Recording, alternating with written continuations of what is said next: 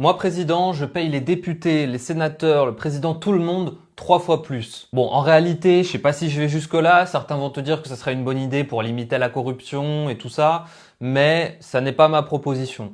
Pourquoi je te dis ça? Je te dis ça parce que, en théorie, en réalité, on pourrait les payer 3 fois plus.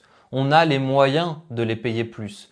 On te dit souvent que un des soucis en France, ça va être le salaire des députés, les coûts du fauteuil de Gérard Larcher ou je ne sais quoi d'autre. Alors bien sûr, tout ça, ça peut être un problème symbolique, mais la réalité, c'est que c'est pas ça qui impacte les finances publiques françaises et c'est ce qu'on va voir dans cette vidéo. Alors ici, je te montre les dépenses pour chacun de ces éléments, donc le Parlement.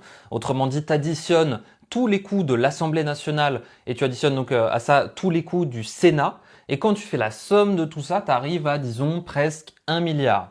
Quand tu ajoutes à ça les ministères, alors les ministères les plus chers, récemment le gouvernement le plus cher, c'était le gouvernement Borne, qui coûtait donc 174 millions d'euros. Donc j'ai pris ça parce que c'est le maximum récent. Et si on ajoute l'Élysée qui a des dépenses dans les 100 millions d'euros, un petit peu plus que ça, eh bien en fait ça nous fait un total qui, si tu fais la somme, est à peu près 1,3 milliard dans ces eaux-là d'euros par an. Et donc ce 1,3 milliard d'euros par an, qui est précisément d'ailleurs 1,275 milliards d'euros par an.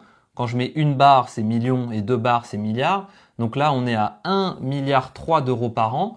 Est-ce que tu sais ce que ça représente par rapport à la dépense publique totale en France? Est-ce que tu as une idée de ce qui est dépensé dans tout ce qui est public en France par an aujourd'hui? Alors on peut essayer peut-être de deviner. Tout ça, c'est quand même beaucoup, hein. On se dit souvent que justement, tous ces salaires, toutes ces voitures avec chauffeur, toutes ces choses, ça va coûter beaucoup d'argent et c'est une grosse partie de la dépense. Donc peut-être que c'est quoi 10% par exemple de la dépense publique? C'est 1,3 milliard et donc le coût de tous ces éléments. Est-ce que c'est 10% de la dépense publique? Non, pas tout à fait. Essayons peut-être 10 fois moins. 1% de la dépense publique. Est-ce que tout ça, ça représente peut-être 1% de la dépense publique? Pour 100 euros dépensés dans le public, il y a 1 euro qui finance toutes ces choses-là, toutes ces institutions, les députés, l'Élysée, etc., tous les salaires. Non, pas tout à fait 1%. Si on essaye encore 10 fois moins, on arrive à 0,08% de la dépense publique.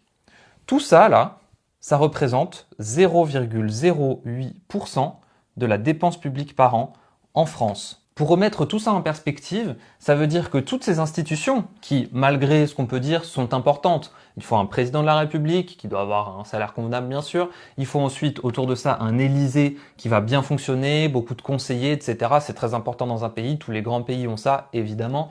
Il faut aussi, enfin je dis un Élysée, tu m'as compris, un palais présidentiel, voilà, et avec des gens qui travaillent.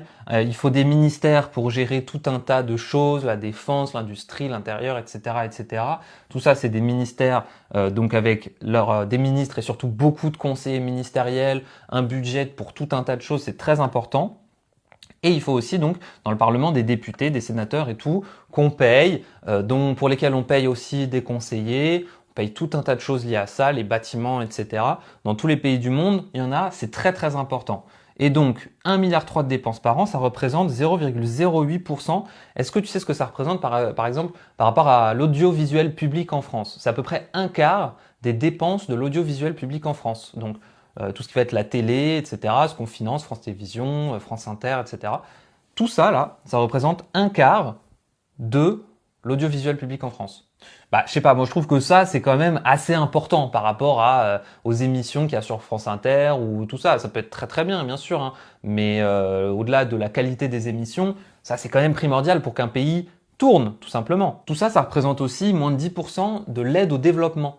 Donc l'argent qu'on envoie en Chine, parce qu'on aide la Chine, en Algérie, au Maroc, au Bénin, voilà, j'en sais rien, à tous les pays qui soit ont des vraies difficultés de développement, hein, comme certains pays d'Afrique ou d'Amérique du Sud, etc. Ou certains pays où peut-être on peut s'interroger sur l'aide qu'on leur envoie, comme la Chine par exemple, qui sont aujourd'hui qui ont un PIB plus important que le nôtre.